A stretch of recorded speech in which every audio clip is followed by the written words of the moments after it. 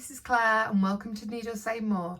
Today I'm going to be taking you through how to thread your sewing machine. Now every single sewing machine looks different, but they've all got the same function. So I'm going to be taking you through how I thread my machine, and then hopefully you can apply it to your machine and better understand how to thread it. So to start off, we're just going to wind the bobbin up. So this is my thread. It's like an off-white colour. And here is my empty bobbin. So I'm going to fill this up with the matching thread. We do normally advise to put matching thread in just because it gives a better finish and it looks a lot nicer if all the threads are matching. One tip I'd say, it's really important to use the style of bobbins that comes with your machine. So my machine comes with these small plastic bobbins. I know some kits you get come with metal bobbins that have got circles in, but a lot of the time if you put the bobbins that aren't correct for your machine into your machine, it'll just jam and you'll have loads of problems sewing. So it's really important to make sure you use the same bobbins that came in your machine. If ever in doubt, go into a sewing machine shop and ask for their advice, or it should be in your operations manual. I know that's a bit dry, but really helpful to make sure you're putting the right bobbins in, because if you put the wrong bobbins in, your thread's going to snap and it's going to keep getting jammed and it's going to be really frustrating. Okay, so first step, we're going to thread up the bobbin. So on my machine, you have to lift up the lid, and it is normally the top of the machine to thread the bobbin. So you just put the bobbin on the bobbin winder here. It's normally a shorter spool. Then you have to put the thread on the spool pin, and this is mine, so it's sideways, but sometimes on machines it can be vertical. So you slide it on, and then this little disc just stops it from coming off. Then on most machines it's a solid line to show you how to thread the machine, and then a dashed line to show you how to thread up the bobbin.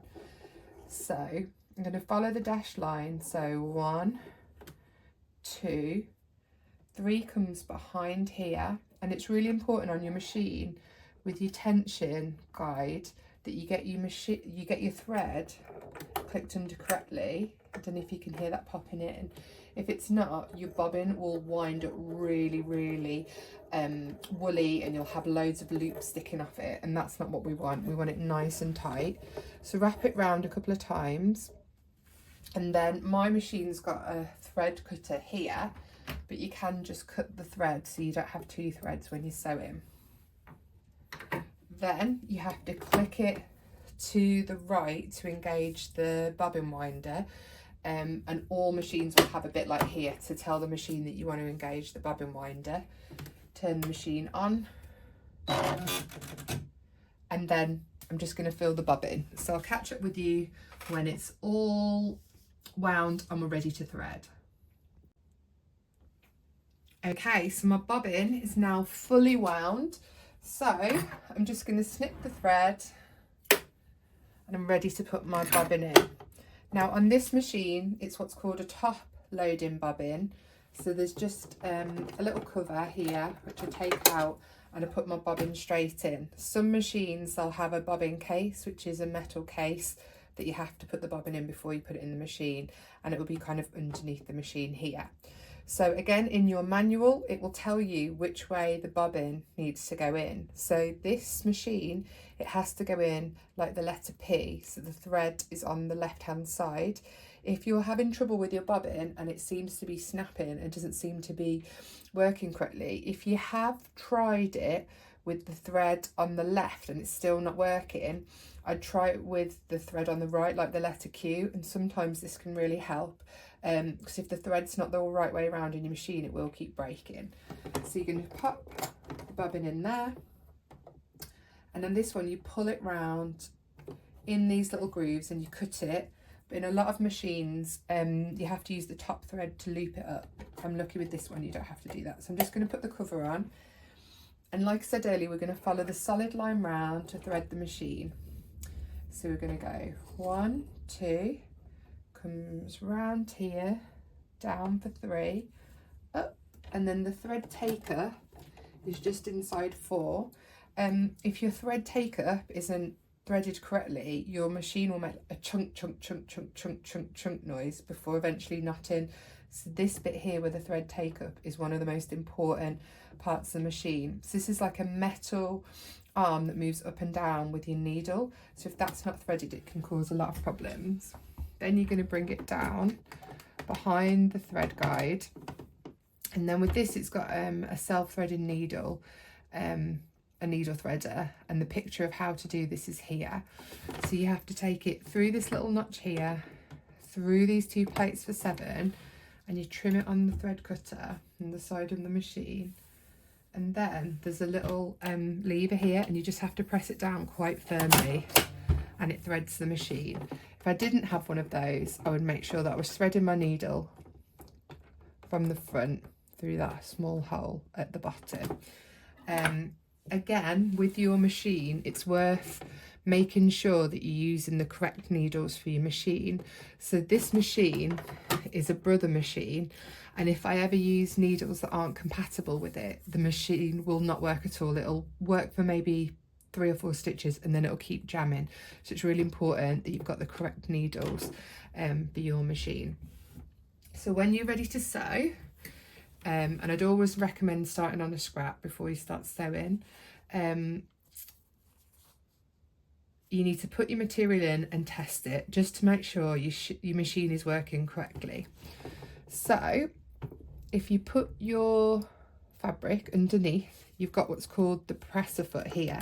If that's not down, you'll get lots of loops in your sewing, and it's particularly difficult to know if you've put it down if you're using a thicker fabric. So make sure that's down, and then you're going to start sewing. So my machine has got a slow speed, a medium speed and a fast speed. So I'm just going to put it on medium. So you're going to take it nice and slowly. So it made a little clunk then, but I'm not worried about that noise because it might just be the machine getting started.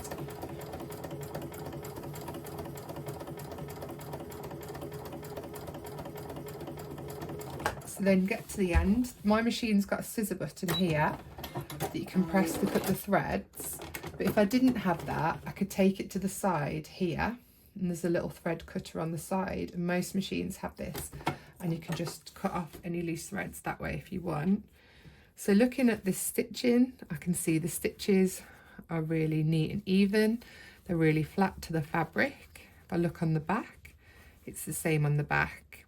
And if I pull it out to the side, that's really, really strong and neat.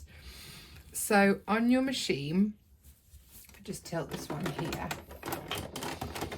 on this metal plate on the bottom, which is called the throat plate, you'll have lots of little lines, and these help you to line up your fabric so you can sew to an accurate seam allowance. The most standard length seam allowance is 5/8. So you can see here, it's a 5/8, and that's this line here. Now dressmaking is a bit confusing because sometimes it's metric and sometimes it's imperial. So it's just useful to remember that 5/8, 5/8 is the same as 1.5 centimetre seam allowance. So now when I'm sewing, if I want to keep to a 1.5 5/8 seam allowance, I'm going to line the edge of my fabric up with that 5/8 line, and then there's a smaller notch here, and I'm going to keep it in line, and this will keep it really straight when I'm sewing, and this, when I come to make any garments, will give me a really accurate finish.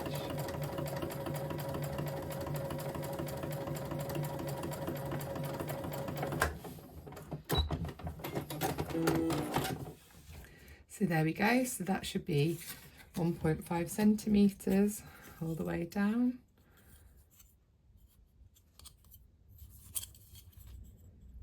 Yeah, that looks really accurate. So I'll be really happy with that. The last thing that I want to show you on your machine. So if you're ever sewing a seam like this and you don't finish the end, it can just come apart like that. So it's really important. You wouldn't want this to happen if you were wearing a pair of trousers and you were walking down the street. So at the end of your seams, what you should do is reverse stitch. So if we line it up with our 5/8, 1.5 centimetre seam allowance again. So we're going to sew forward about 1 centimetre, hold down the reverse, go back,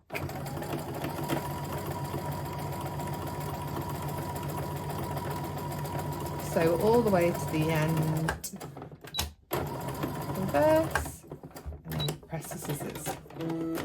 So now on my 1.5 centimetre seam, I've gone forward and back at the start, I've come all the way down and gone forward and back, and now when I try it, yeah, that's not coming apart.